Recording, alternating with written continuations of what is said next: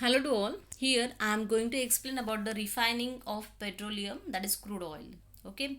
So crude oil cannot be directly used for any purposes. First you have to do the refining or a fractionation process of petroleum, and then we can use such a petroleum with their different fractions for the many purposes. So what is meaning of refining or fractionation?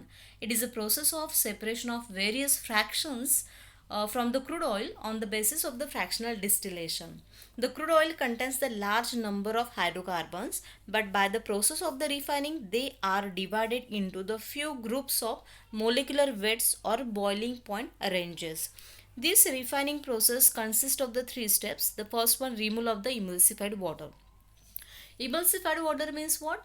The water which containing dissolved salt. Such a water it is also present in the petroleum. So how to separate? By passing the petroleum through the highly charged electrode. Step number 2. A removal of the sulfur.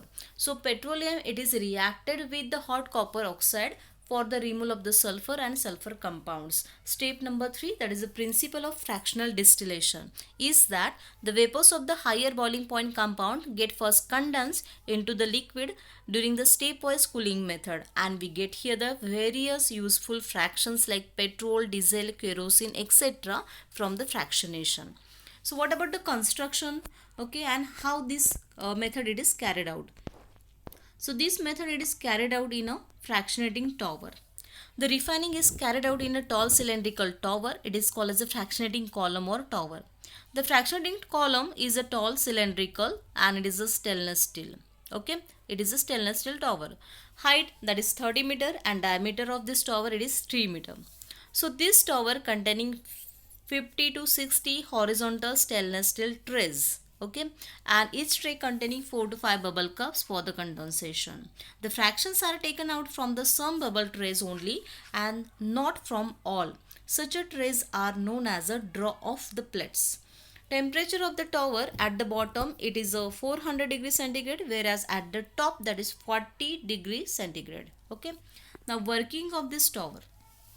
The crude oil is heated at the bottom, that is about the 400 to 500 degree centigrade temperature in a furnace, and this furnace it is attached with the tower. Okay, so due to heating of the petroleum, we get here the vapors of the petroleum, and the vapors enter into the fractionating tower at the bottom side.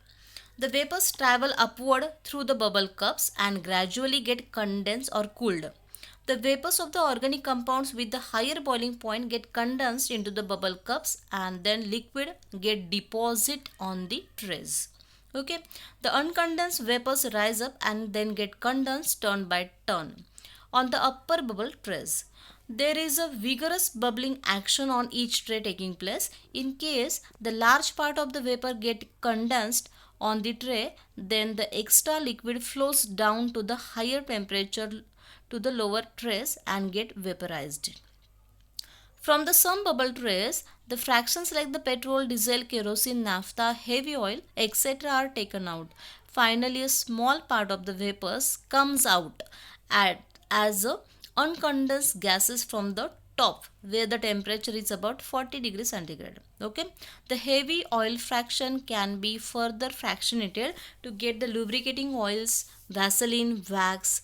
The petrol obtained from the refinery directly, it is called as a straight run petrol, but it is not good in quality. Okay, it is possible to convert the any higher boiling fractions into the petrol or LPG by the process known as a cracking process. In cracking process, higher hydrocarbon get converted into the smaller hydrocarbon form. Okay, so the various petroleum fractions have the calorific value. It is about the 11,500 calorie per gram. So this is all about the refining steps, construction and working. Okay, so I will stop here. Thank you.